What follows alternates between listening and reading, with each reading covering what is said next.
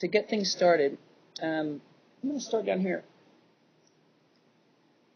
and do these two parts of the wrist. And remember, you don't want to make your lines so dark that you can't erase, because when you're learning something new that's complicated, sometimes you're going to have to erase a few times. Don't erase every 5 minutes. Leave your lines, clean them up later. You don't have to keep erasing and erasing. That can be so frustrating. After a while, you feel like you're just not getting anywhere.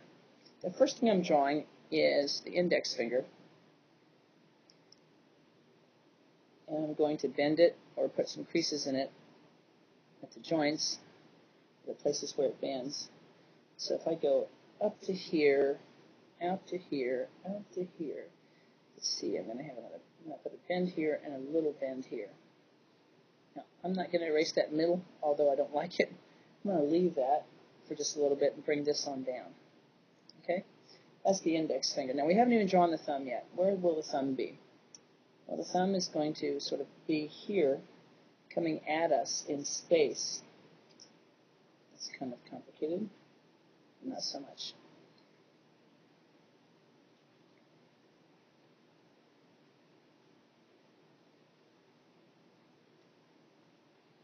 Okay, give me just a second while I grab another pencil.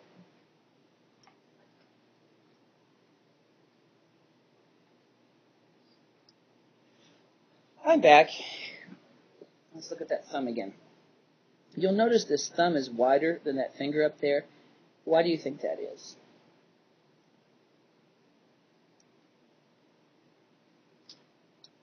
And I'm going to answer that question. I wanted to give you a little time to think about that. It's coming at us in space. And something's coming at us in space, and we sort of adjust it and make it look like it's coming at us. It's called foreshortening. This is the palm. Okay? That's the palm. I know this looks crazy right now, but we're just going to keep rolling here. I'm going to give you a little indication of where this thumbnail is, so you can kind of get your bearings.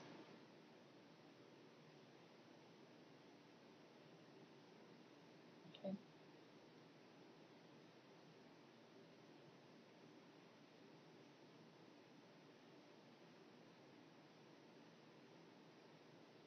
I'll get this a little bit longer here. It's a little bit longer. Now I'm going to go in and do a little cleanup. Clean this up, remembering that I can erase any time. I don't have to do it as I go along. Okay? Now, coming out about here, I'm going to have one finger sort of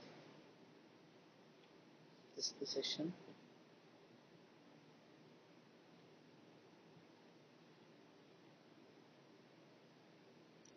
Okay, the next finger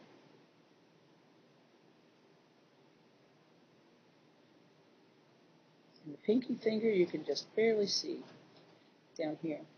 Okay? A little wrinkle in the palm here. This is kind of going up.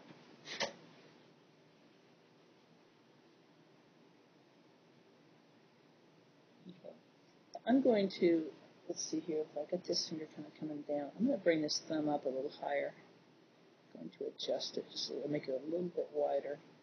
I'm going to go in here and clean house a little bit.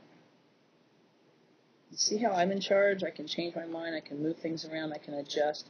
It does not have to be drawn perfect on the first try.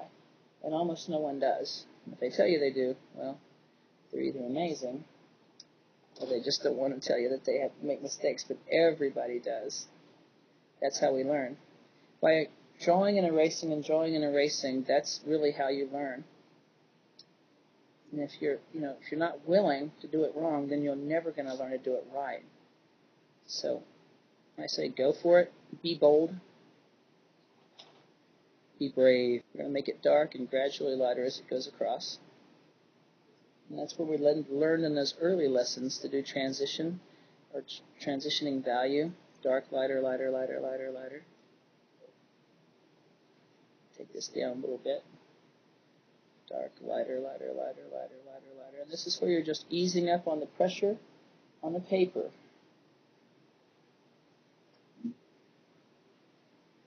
Getting darker as you come across.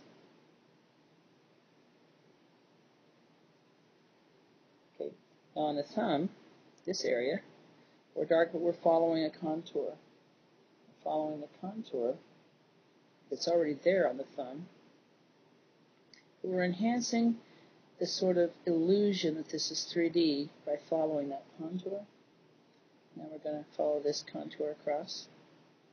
Lighter, lighter, dark, lighter, lighter, lighter. Dark, lighter, lighter, lighter. Right?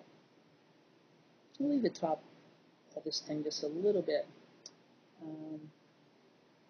light on purpose, because like the light might be coming from the top. Fingernail, I'm going to take it just a little darker than the rest. Why? I kind of want it to stand out. I kind of want people to notice it. Okay? Now this back line here, once I establish where that back line is, dark. And I'm going to make it dark right up to that edge to get the thumb to contrast against it. Then I'm going to bring this sort of up this way.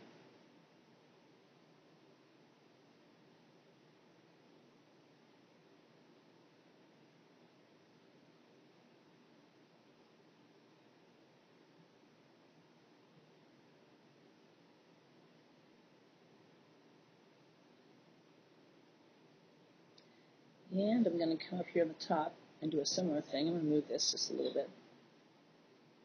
And bring some shadow into this area too. Some shadow into this area. These really enhance the sort of three-dimensional nature. Now, here, dark. Lighter, lighter, lighter, lighter. But dark over here because we're back up under inside the hand now. Dark here, I'm going for contrast against that finger. Now, but I'm dark on the underside because light's coming from this direction.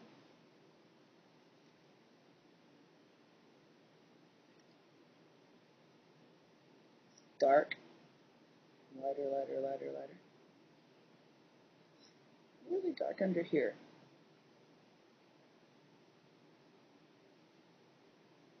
For contrast.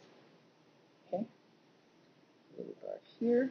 And I've got to be kind of picky. And this is why we really have to work hard at getting good with that pencil. Because you can see how particular we have to be and how quickly we have to make our transitions work with the space that we have in the places that we're working. Sometimes you have to go from dark to light pretty quick. Right? We're going to go ahead and shade the palm. Make it dark and gradually lighter. See how this finger and this part of the palm have to go together. They have to make sense, visual sense. Right? A little dark here. And kind of follow some of these lines on down.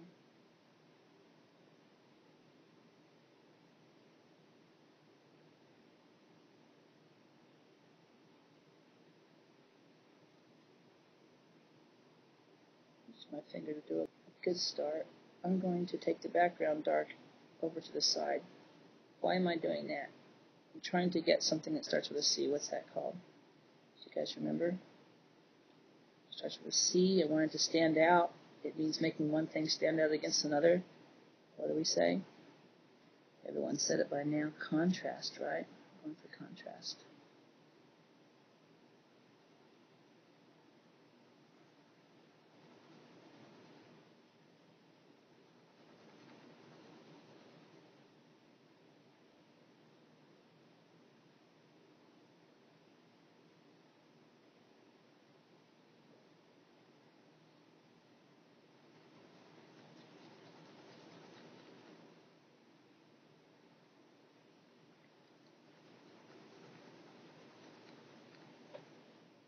If I want to put this dark here, I can, as long as it's darker than that part of the hand.